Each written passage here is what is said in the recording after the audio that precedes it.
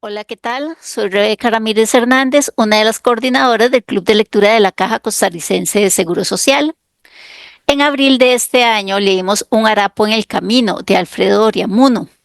Y para conversar sobre el libro, invitamos a don Álvaro Rojas Salazar, quien es abogado, psicólogo, escritor, docente, máster en literatura latinoamericana, y él escribió un artículo que nos interesa, La ciudad de Sinatra, alcoholismo, literatura y control social, la infamia de Alfredo Oriamuno Quirós, que fue presentado en el Congreso Centroamericano de Historia en el 2008.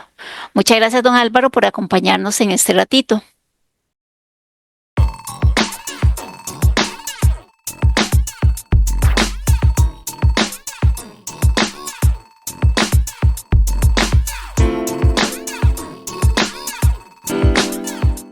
Hola, Rebeca, ¿qué tal? Y a todos, todas las personas del Club de Lectura de la Caja Costarricense del Seguro Social.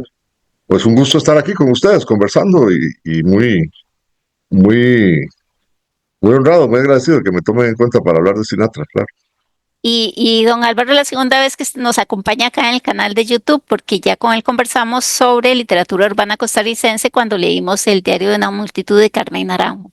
Hoy vamos a hablar también de la ciudad de San José, que es el espacio donde se desarrolla la historia de don Alfredo, que es, en parte es una novela testimonial, autobiográfica, tiene muchos elementos que le interesan también a la historia, porque él no solamente nos habla desde su experiencia, sus sentimientos, a quienes conoce y demás, sino que nos describe la ciudad por donde se va moviendo.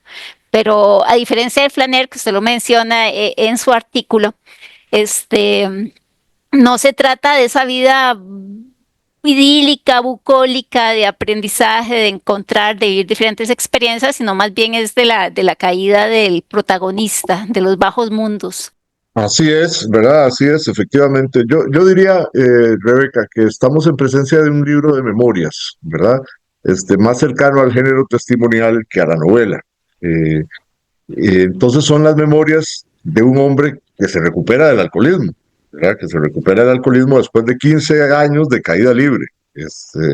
No sé si ustedes recuerdan Moby Dick, ¿verdad? La novela de Herman Melville, donde al final del naufragio del Pequod, que es como se llama el barco, ¿verdad? Solo Ismael sobrevive. Y sobrevive para contar la historia, ¿no? Entonces, ¿cuántos adictos, cuántos drogadictos, cuántos alcohólicos han habido, hay y habrá en la ciudad de San José? Y de esos uno salió, ¿verdad? De los que ha llegado así tan bajo, como Alfredo Oriamuno Quirós, y fue él el que salió y además escribe entonces estas memorias. Alfredo Oriamuno Quirós era un hombre en apariencia guapo, ¿verdad? Yo no sé, yo he visto las fotos y a mí no me parece, pero dicen que era guapo, dicen que se parecía a Sinatra, ¿verdad? Y entonces entra él trabaja en una agencia de turismo, me parece, ¿verdad? Antes había buscado fortuna por el Canal de Panamá y en las Islas Galápagos, ¿verdad? Tenía ese espíritu aventurero. Dicen que se vestía como un dandy, ¿verdad? De blanco, ¿verdad? Que entonces era como muy elegante y con la billetera llena, pues le dio rienda suelta a la vida de las personas que pierden el control de sus emociones. Se había casado, pero eso no le importó, ¿verdad? En ese momento. Entonces, tenía mujeres, tenía esa vida de la bohemia. La esposa lo deja, parece en apariencia, según esos textos que se leen ahí en los inicios de los libros de él, que lo cambia por otro, y entonces Alfredo Oriamuno se da a la bebida, como dice Serrat, ¿verdad? Pero no cualquier bebida, no 2 o 3 cervezas, ¿verdad? Sino 15 años de caída libre en el alcoholismo, después de la guerra del 48 en San José, cuando en las afueras de la ciudad todavía olía pólvora. Él empieza a tomar, a tomar, a tomar, a tomar y bueno, cae hasta quedar en las calles, ¿verdad? Un día decide salir, decide buscar ayuda y le pide a un amigo que él tenía en la tercera comisaría, me parece, ¿verdad? Que es la que está ahí por el Paseo de las Damas, ¿verdad? Entre Cuesta Núñez y el Paseo de las Damas, ahí en San José, que lo encierre, le pide a un amigo que él tenía en la tercera comisaría que lo encierre. lo encierra y ahí pasa el síndrome de abstinencia. Después él participa en los grupos de Alcohólicos Anónimos, una parte de esos grupos que se llaman rotativos, ¿verdad? Que se reúnen en casas.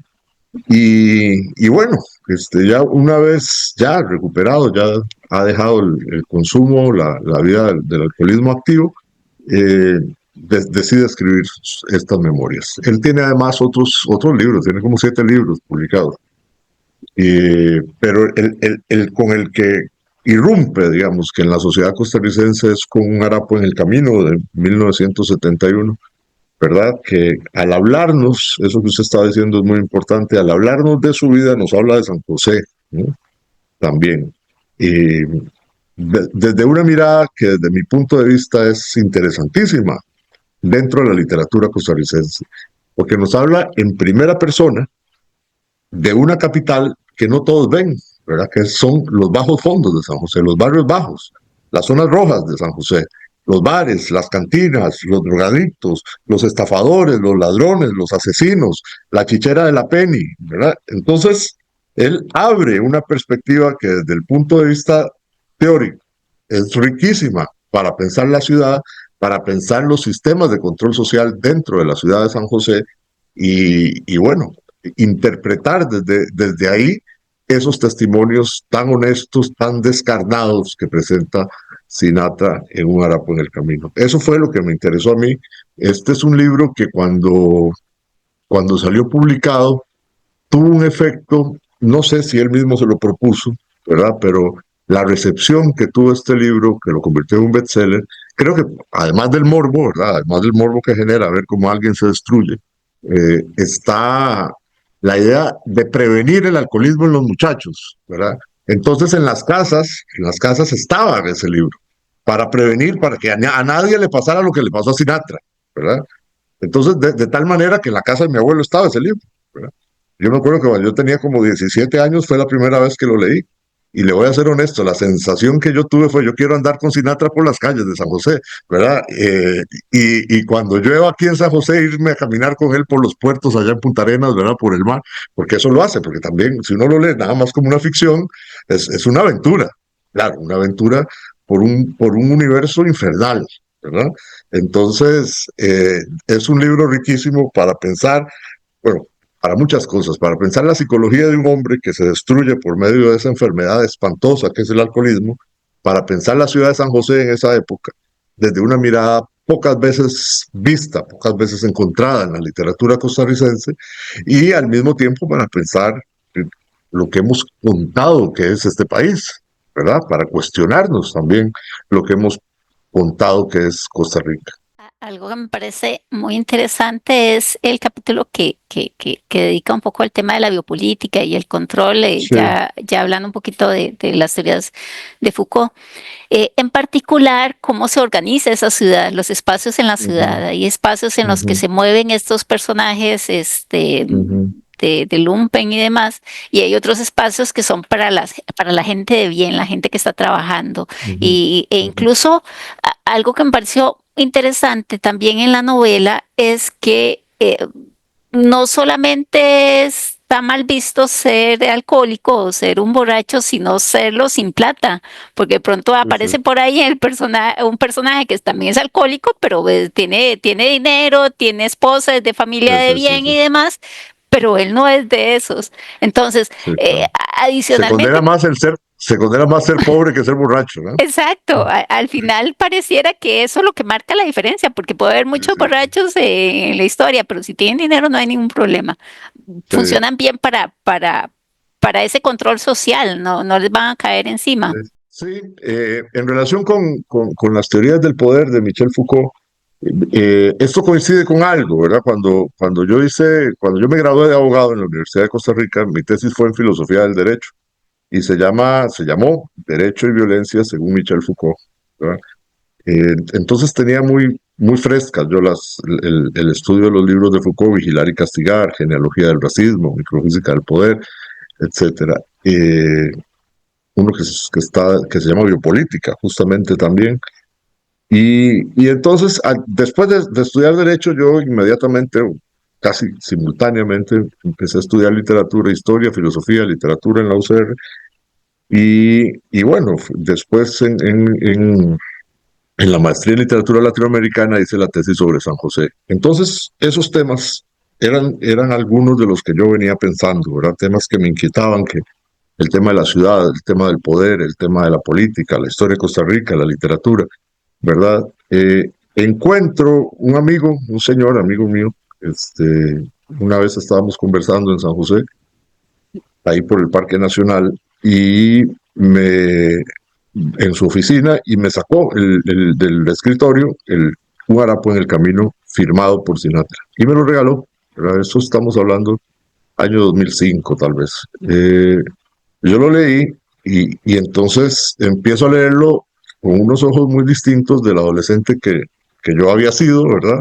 Y que lo había leído por primera vez cuando tuve 17 años, qué sé yo, en el año 92, 93, por ahí, ¿verdad? Entonces ya lo leo con estos otros ojos de la filosofía que permite la filosofía de Foucault, y empiezo a encontrar esos mecanismos de control social en San José, ¿verdad? Ese artículo que originalmente sí, yo lo envié a ese congreso de historia de la Universidad de Costa Rica en el 2007, 2008, después sale en este libro que se llama Control Social e Infamia, tres casos en Costa Rica, 1938-1965, junto a dos ensayos más que escriben el filósofo George García y el abogado y crítico literario Héctor Hernández. Y aquí se llama La ciudad de Sinatra. Ahí le quité todo lo otro, el populismo, el control social, y se llama La ciudad de Sinatra. Eh, entonces, lo que yo hago de alguna manera es mostrar cuáles son las condiciones de control social que Sinatra, sin proponérselo, nos evidencia, y al mismo tiempo en las cuales él cae, ¿verdad? Tenemos, tal vez para empezar, porque esto me llevaría mucho tiempo explicarlo, pero para sintetizarlo un poco, hay dos grandes sistemas de control social en Michel Foucault, que es el de la disciplina y después el de la biopolítica. El de la disciplina, y los dos tienen que ver con la norma, ¿verdad? Con una disposición, ¿verdad? Social que condiciona quiénes son las personas. Por un lado, entonces, designamos a las personas normales y por otro lado, a los anormales.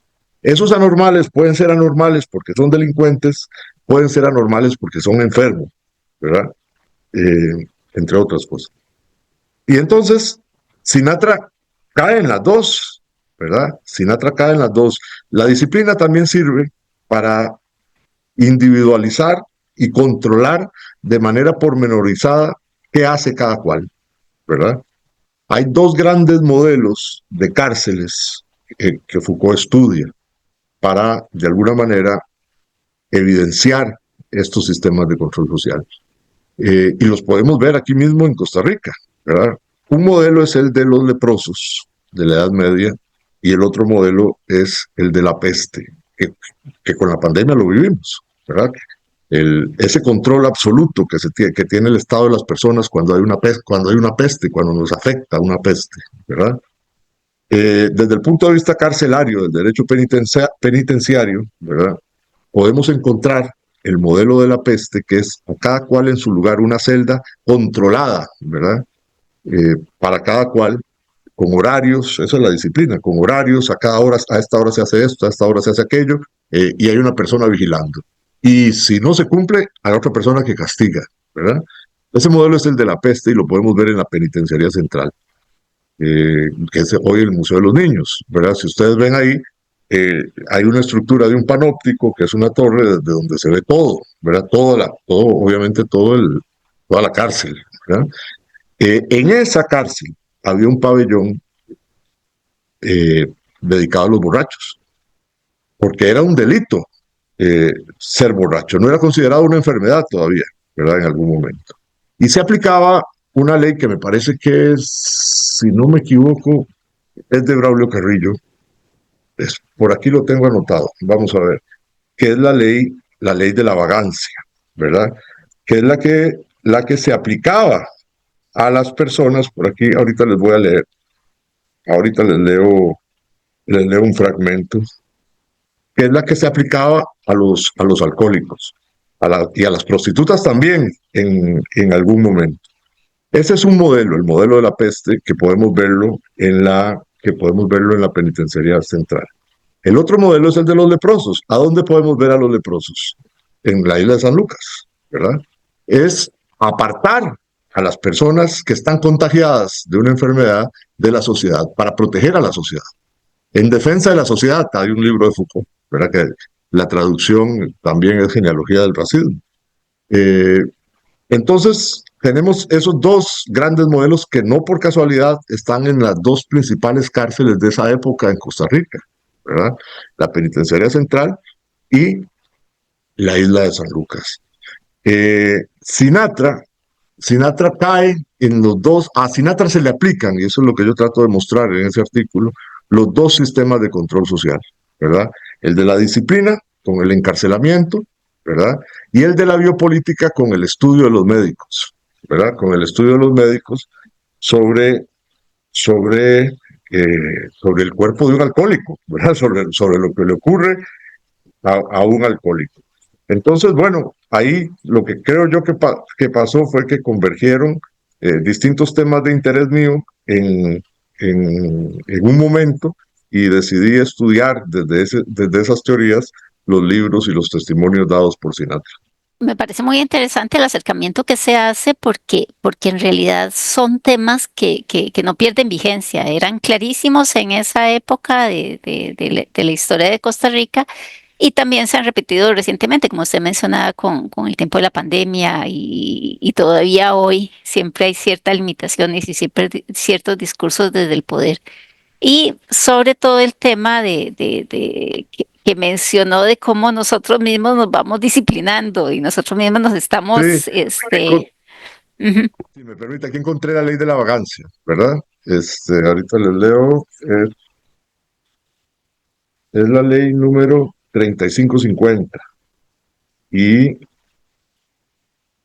en el artículo segundo de esta ley se establece que incurrirán en falta de vagancia. Para pensarlo desde lo que acabo de decir del sistema de control social de la disciplina, ¿verdad? Las personas que teniendo aptitud para trabajar en ocupaciones útiles y compatibles con su edad, sexo, estado y condición, y careciendo de medios lícitos conocidos para atender a su subsistencia, no lo hicieron. Es decir, estamos todos obligados a trabajar, a ser productivos. B.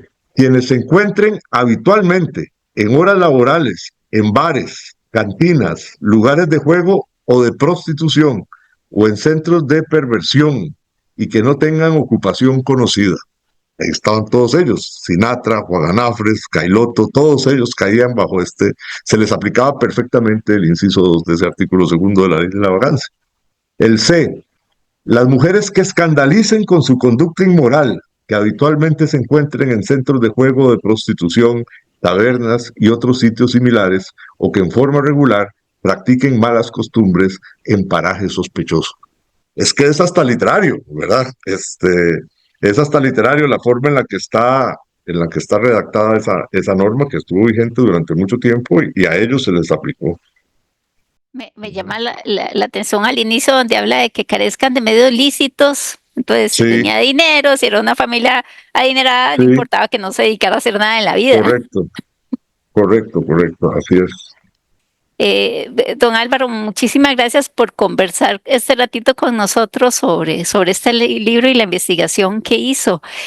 ¿Algunas palabras que quiera dirigirle a los seguidores del canal o para cerrar su exposición? Vamos a ver, también algo que para mencionarlo también, si pensamos a Sinatra, bueno, lo podemos pensar desde todo este punto de vista social, filosófico, ¿verdad?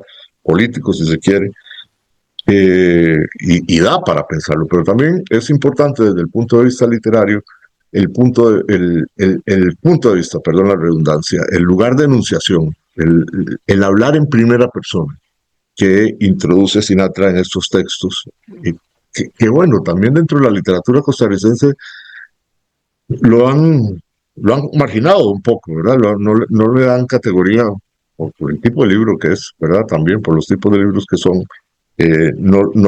Obviamente no está en el canon, no está en el canon literario, aunque sea un bestseller. Pero vea que prevalece este libro, Un harapo en el camino, cuando otros mueren y desaparecen en el olvido, ¿verdad? Este sigue siendo un bestseller hoy en día, con esa edición que acaba de sacar la editorial Costa Rica, el prólogo que hace mi buen amigo Andrés Fernández, y es un libro que sigue, ¿verdad? Que cada vez que alguien lo lee, sigue convocando, ¿verdad? Entonces tiene algo, es desde el punto de vista ahora sí solo literario, ese hablar en primera persona y mostrarnos de manera honesta y descarnada cómo era San José. En algún momento yo dije que lo que hacía Sinatra es mostrar el inconsciente político, el inconsciente, lo oculto, ¿verdad? Del modelo socialdemócrata de liberación nacional, ¿verdad?